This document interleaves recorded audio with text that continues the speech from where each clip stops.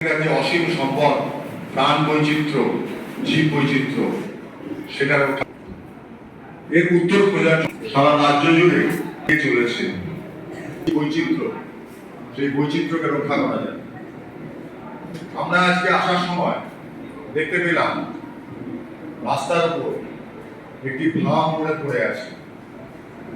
এই ভাম, গন্ধকুকুর, খট্টাস, এই সমস্ত প্রাণী অনেক বেশি করে দেখা যেত ক্রমশ বিলুপ্তির পথে।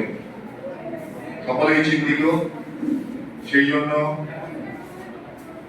পুকুর ভরাট, জলাভূমি বাঁচানোর বিরুদ্ধে সকলে সংকল্প নিচ্ছে। আমরা জীব বৈচিত্র্যের ভবিষ্যৎ, এর সামনে কি কি সমস্যা বা চ্যালেঞ্জ রয়েছে এবং তার সমাধানের রাস্তা কি, তার সমাধানের সম্ভাবনাই বা কি, তার সামনে আমাদের সামনে কি কি সুযোগ রয়েছে যেগুলোকে ব্যবহার করলে ভুলিয়া সেই পৃথিবীবাসী রামায়ণের জন্ম হয়েছে।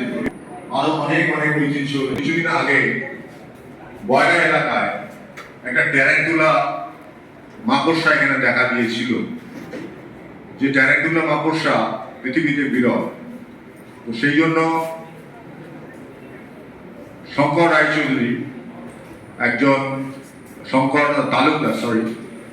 তালুকদার, উনি একজন প্রাণী বিশেষজ্ঞ এবং বিশেষ করে মাকড়সা নিয়ে ওনার গবেষণা রয়েছে।